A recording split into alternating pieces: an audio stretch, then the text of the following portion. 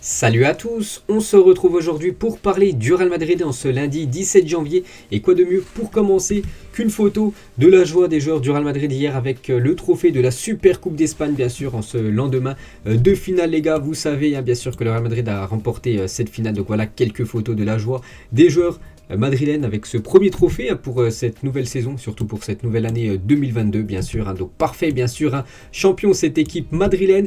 Et on revient bien sûr sur cette finale qui avait lieu hier. Donc j'ai fait un long débrief les gars, si vous voulez avoir un débrief complet du match sur ma chaîne principale. Bien sûr on va revenir avec beaucoup d'infos sur ce match. Donc une victoire du Real Madrid 2-0 contre l'équipe de Bilbao. Modric buteur et Karim Benzema buteur sur penalty, parfait. Donc voilà, vraiment pour faire un débrief très rapide plutôt du match les gars. C'est une victoire méritée et logique du Real Madrid. Le Real a été supérieur au Basque, rien à dire les gars. Voilà, belle victoire voilà, du Real Madrid, amplement méritée. Et du coup les gars, c'est le premier trophée de la saison. Et n'oubliez pas, l'objectif cette saison du côté du Real, c'est de tout remporter. Donc la Super Coupe, c'est déjà validé. Maintenant, il y a la Coupe du Roi, la Liga et la Ligue des Champions. Encore trois autres trophées bien sûr. Le Real Madrid vise le 4 sur 4 pour cette fin de saison. Donc voilà, premier objectif déjà validé bien sûr pour les Madrilènes. Et il y a notre journal Marca aujourd'hui, Super Madrid. Le Real Madrid gagne la Super Coupe d'Espagne après sa victoire contre Bilbao. Et là, notre journal AS aujourd'hui, une nouvelle fois champion. Le Real Madrid remporte la Super Coupe d'Espagne, son premier titre depuis la Liga conquise en 2020. C'est vrai, donc ça faisait 2 ans, voilà 1 an et demi on va dire, que le Real Madrid n'avait pas remporté de titre. C'est trop long bien sûr pour une équipe comme le Real. Et voilà, le Real bien sûr de nouveau titré on peut dire. Et on commence bien sûr avec Mister Carlo Ancelotti, le coach de cette équipe bien sûr. C'est lui le cerveau de cette équipe, c'est lui qui met les joueurs sur la pelouse, c'est lui qui donne les consignes. Et on peut voir que ça a été très bien respecté. Et voilà, vu qu'il y a eu victoire au bout. Et Ancelotti a déjà remporté la Coupe du Roi, la Super Coupe d'Espagne, la Ligue des Champions, la Super Coupe d'Europe et le Mondial des clubs avec le Real Madrid plus que la Liga. Il deviendra le premier coach de l'histoire à remporter les 6 titres principaux. Donc voilà, il lui manque plus que la Liga. Et vous savez que le Real Madrid, actuellement premier, il reste encore beaucoup de journées. Bien sûr, ils peuvent s'effondrer, cette équipe madrilène. Voilà, on n'espère pas, on espère qu'ils seront toujours autant réguliers. Bien sûr, s'ils sont réguliers, le Real Madrid remportera cette Liga. Et c'est juste le seul trophée qui manque dans le palmarès exceptionnel de Carlo Ancelotti du côté du Real. Et quel homme, voilà, Carlo Ancelotti est le premier et le seul entraîneur de l'histoire du Real Madrid à obtenir un taux de 76% de victoire sur le banc du club madrilène. C'est énorme. Donc en gros 3 matchs sur 4, c'est lui le coach. En gros c'est une victoire pour cette équipe du Real. Et par rapport à ce titre, hier, ce titre nous donne un nouvel élan pour continuer. Nous n'avons pas beaucoup de temps pour nous reposer, repenser à ce trophée. Un autre match et une autre compétition arrive dès jeudi. On en reparlera tout à l'heure, bien sûr, du programme dans les prochains jours. Pour le Real Madrid, bien sûr, c'est de la Coupe du Roi. Voilà, maintenant, la Super Coupe, ça a été validé. Maintenant, bien sûr, il faut penser aux autres compétitions. Et il fait une petite comparaison par rapport à la finale. Il y a la demi-finale contre le Barça. Par rapport à la demi-finale, nous avons joué un match différent ce soir. Nous avons dominé le terrain pendant 70 minutes, puis nous avons un peu baissé. Maintenant, nous visons les autres titres. C'est un honneur d'être entraîneur du côté du Real. Et il a fait une déclaration bien sûr sur Luka Modric. Donc Modric est un joueur important tout comme Kroos et Casemiro. Quand leur niveau baisse, on perd le contrôle du match. Bien sûr, c'est le poumon de cette équipe, les trois. Voilà, les trois qu'on ne présente plus bien sûr. Et une photo des trois avec ce magnifique trophée qui est la Super Coupe d'Espagne. Bien sûr, Modric, Casemiro et Toni Kroos. Un gros match de la part des trois. Et peut-être ce qui a été le meilleur entre les trois, même s'ils ont été tous exceptionnels, ça reste quand même bien sûr Luka Modric, vu qu'il a été décisif. C'est lui qui a inscrit le premier but de la partie. Et on peut voir qu'il a été élu MVP, donc en gros meilleur joueur de cette finale à 36 ans. C'est incroyable quand même Modric. Voilà, donc il est âgé. Il a déjà remporté le Ballon d'Or en 2018 et voilà, c'est peut-être pas plus vieilli, parce que c'est depuis de nombreuses années qu'il est au top de son niveau. Donc voilà, c'est tout simplement une légende, le joueur croate. Donc avec ces 2 trophées hier, son trophée d'homme du match et bien sûr cette magnifique coupe qui est la coupe, le trophée de la Super Coupe d'Espagne. Et Modric est devenu le buteur le plus âgé de toute l'histoire de la Super Coupe d'Espagne à 36 ans et 129 jours les gars.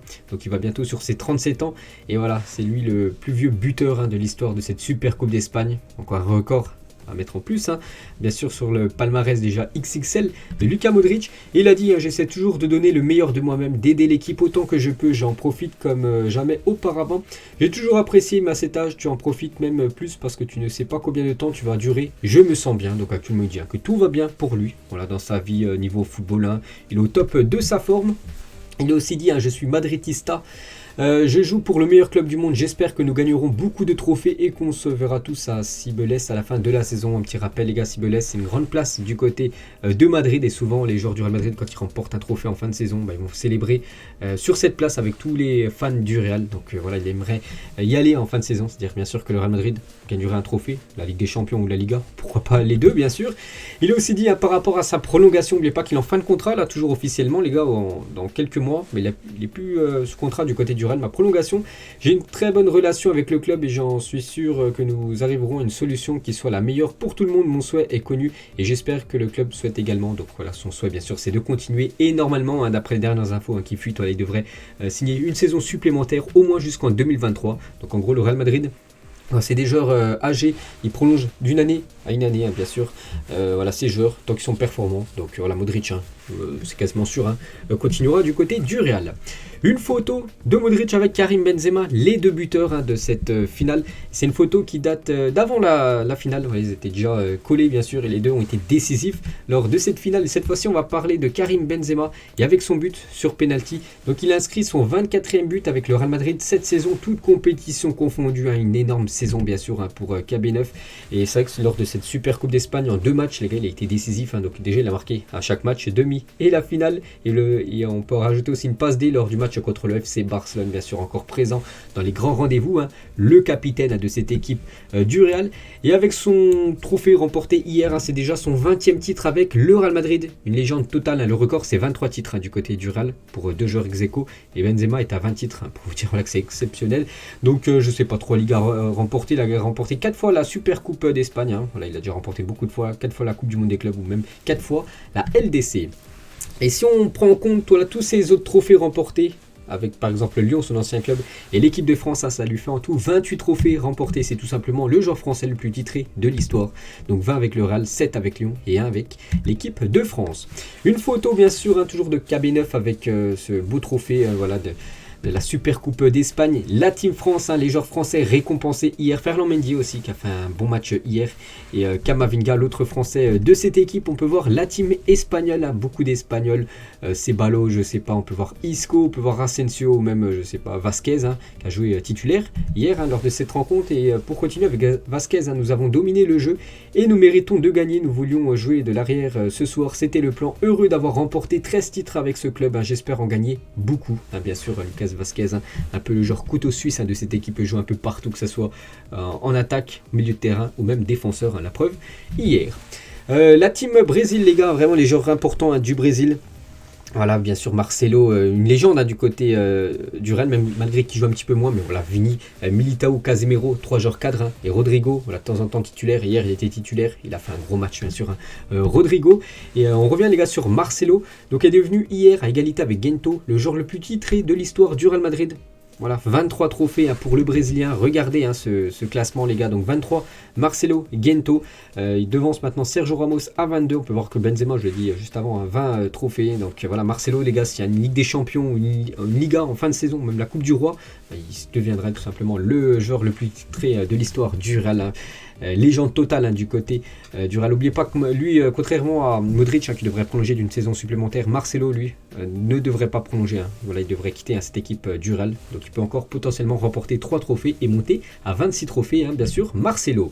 Et on peut voir tous les trophées qu'il a remportés du côté du Real. Donc voilà, palmarès exceptionnel bien sûr pour le latéral brésilien. Un autre brésilien, Vini Junior, lui aussi, il commence bien sûr à avoir pas mal de trophées du côté du Real, bien sûr, maintenant cette super coupe d'Espagne. Et Rodrigo, donc il a été décisif lors de 3 matchs consécutifs, toutes compétitions confondues, donc c'est 3 passes D, pas buteur mais passes D, donc c'est pareil, bien sûr, c'est la même chose. Donc pour la première fois en 83 rencontres, donc félicitations à Rodrigo, c'est lui qui fait la passe D hier pour le but de Luka Modric.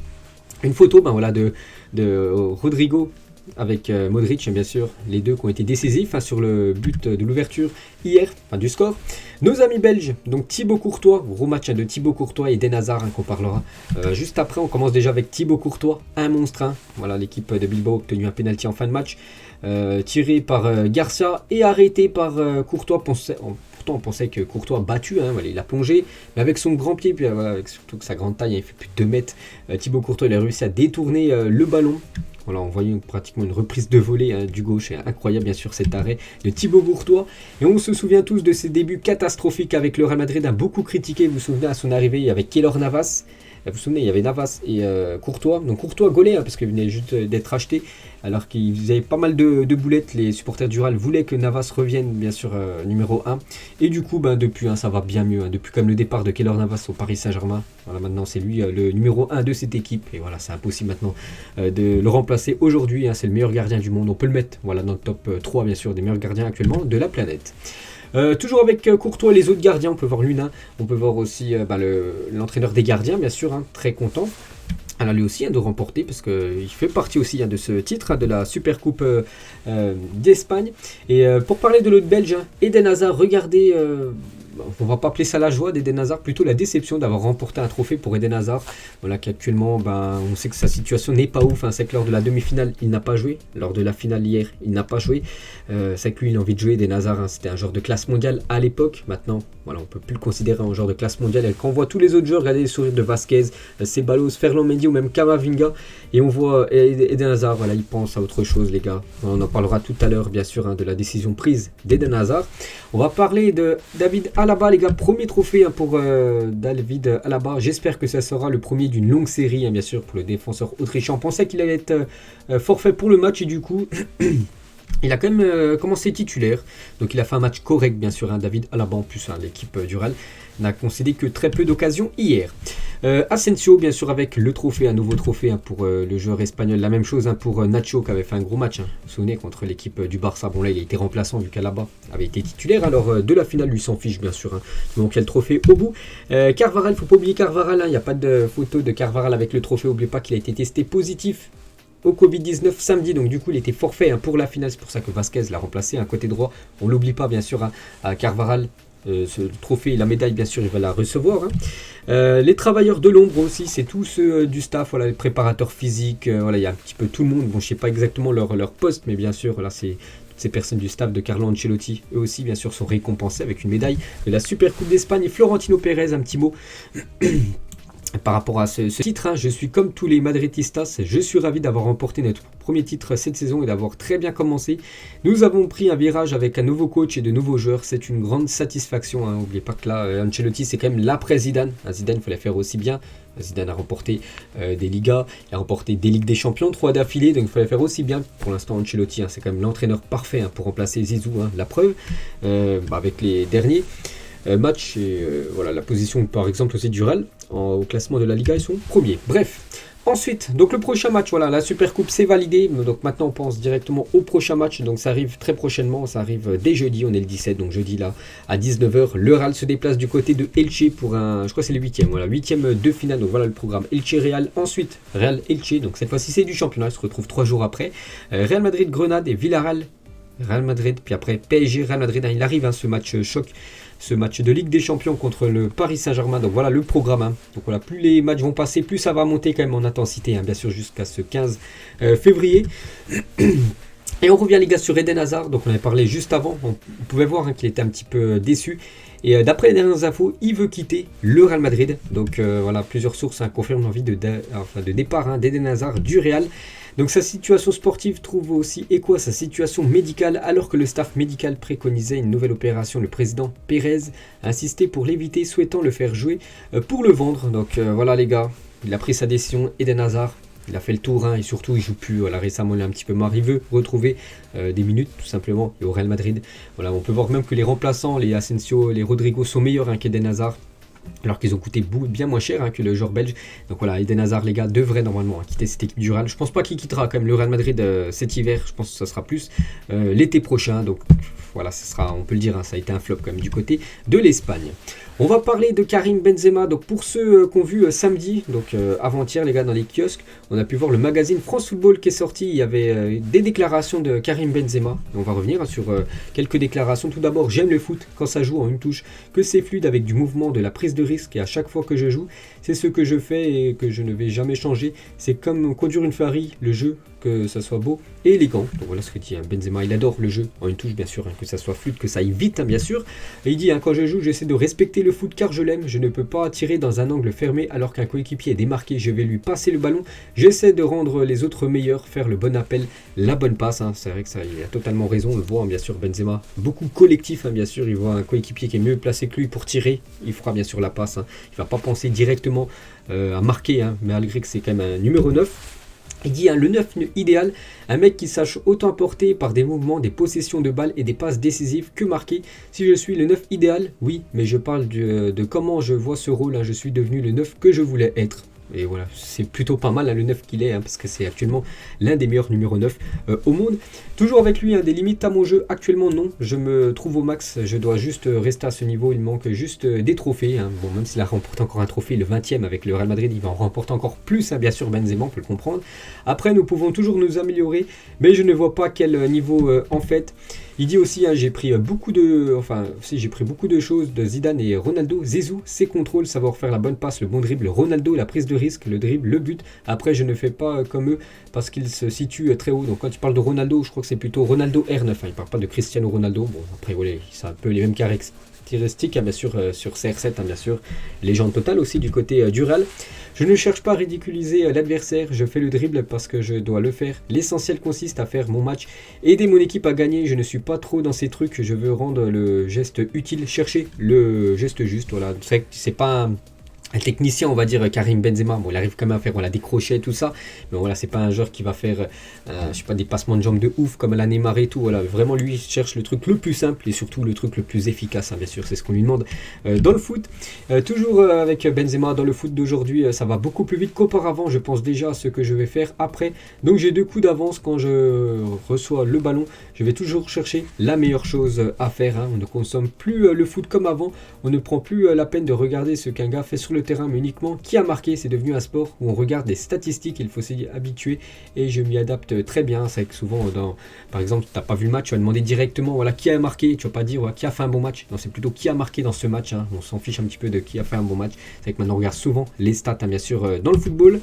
Avec Benzema toujours, il parle de Militao. Tu as des défenseurs durs sur l'homme qui ne te lâchent pas. Par exemple, Militao ne te laisse ni décrocher ni prendre la profondeur, donc il faudra jouer au corps sur lui en une touche et encore, mais il appartient au Real, donc ça va bien sûr, il l'affronte souvent lors de l'entraînement, il est bien content bien sûr que c'est pas un adversaire lors d'une compétition. Après ça pourrait arriver, lors d'un France-Brésil, pourquoi pas, lors d'une finale de Coupe du Monde fin d'année, pourquoi pas bien sûr. Toujours avec Benzema, il parle d'un autre Brésilien, Vini bien sûr, le duo en or du côté du Real. Ce n'est plus le même joueur, il fait ce qu'il devait faire depuis longtemps, je sais qu'il était capable de produire beaucoup plus, il lève la tête, il regarde avant, il a mis ça en marche. Aujourd'hui c'est du Vini Junior, voilà, c'est vraiment le vrai Vini Junior. C'est qu'à l'époque il décevait énormément, Vini Junior qui jouait trop perso, voilà, vraiment s'il arrivait devant le but il voulait absolument tirer, alors que par exemple s'il était démarqué Benzema il préfère pas lui faire la passe, que maintenant bien sûr c'est un joueur collectif, en gros c'est un joueur complet, Vini Junior. Et Benzema sur Mbappé, peut-être futur coéquipier, mais en tout cas coéquipier en équipe de France. Sur le terrain on s'entend super bien, ça marche très bien, c'est bien d'avoir un joueur comme ça. Je pense que je dois le motiver, il me motive. Donc voilà, belle déclaration bien sûr de Benzema et Mbappé en espérant que ça fonctionne énormément lors de la Coupe du Monde. Et Benzema sur le 8e de finale face à Paris, donc le 15 février prochain. Si tu vas aller au bout, faut battre toutes les équipes. Après, on aurait aimé un autre tirage. C'est sûr, le PSG fait partie des favoris, mais il n'y a pas de peur. On a envie de se qualifier, on a envie d'aller au bout, bien sûr. Donc voilà ce que dit bien sûr Benzema sur le Paris Saint-Germain. Et il parle bien sûr du Ballon d'Or. Il dit forcément, j'aurais aimé le remporter. Ce n'est pas une question à poser, c'est sûr, voilà, c'est clair, c'est comme ça. Je n'étais pas loin. À moi de continuer et de gagner des trophées collectifs, c'est ce qui manque, voilà, je pense. Voilà ce qu'a dit bien sûr Karim Benzema par rapport au Ballon d'Or. Il est déçu. Bien sûr, on peut le comprendre, pourquoi pas le prochain. Bien sûr, si il remporte beaucoup de trophées avec le Real et l'équipe de France fait une très belle Coupe du Monde et Benzema est décisif, bien sûr, ça sera lui le Ballon d'Or. Et n'oubliez pas que Benzema, il y a 17 ans, jour pour jour, bon, c'est pas exactement aujourd'hui lundi, c'était, je crois, exactement vendredi ou samedi. Bon, bref, voilà, c'était une question de jour. Donc Benzema faisait ses débuts en professionnel, c'était du côté de Lyon. Regardez tous les trophées qu'il a remportés. Donc il y a une ligne, la 4e, où c'est Super Coupe, non, plutôt tout en bas. Super Coupe d'Espagne, où il a 2 trophées. On peut lui rajouter, bien sûr, un trophée en plus. C'est 3 trophées maintenant de Super Coupe d'Espagne pour Karim Benzema. Florentino Pérez, les gars, on clôture la page Benzema. Sur Modric, Modric est là pour gagner un deuxième ballon d'or. C'est vrai qu'on parlait du ballon d'or avec Benzema, mais Modric, les gars, voilà ce que dit Pérez, qu'il aimerait qu'il remporte un deuxième ballon d'or. Pourquoi pas, bien sûr. On va parler de Cristiano Ronaldo. Lui, il en a remporté beaucoup du côté du Real. N'oubliez pas, lors de sa saison 2011-2012, 55 matchs, 60 buts et 15 passes D, bien sûr, pour Cristiano Ronaldo, légende totale du côté du Real. Les protèges tibia d'Eder Militao, le défenseur puissant du Brésil. Donc voilà, pour la finale, les gars, il avait ses protèges tibia là, hier. On va parler de l'équipe féminine. Donc voilà, l'équipe fille du Real affrontera le FC Barcelone en demi-finale de la Super Coupe d'Espagne le mercredi 19 janvier à 19h15, donc le match aller. On peut voir bien sûr ces premières demi-finales, donc bien sûr c'est une place en finale, donc elles vont souvent se rencontrer donc en Super Coupe d'Espagne et aussi en Ligue des Champions. Et le Classico Barça-Real Madrid, donc c'est le match retour, c'est le quart de finale de retour de Ligue des Champions, se jouera guichet fermé au Camp Nou. Donc il y aura plus de 99 500 personnes, c'est tout simplement un record d'affluence qui va être battu dans le football féminin. Donc voilà pour ce match Barça-Real. Donc 2 semaines avant, il y aura le match aller, mais cette fois-ci du côté du Real Madrid. Donc voilà les gars, on a fait le tour, j'espère que ça vous a plu les gars. Je pense avoir été complet bien sûr, surtout ce qui s'est passé côté Real Madrid ces derniers jours. On se retrouve demain les gars, on parlera bien sûr du FC Barcelone. Bonne journée à vous et à plus tard.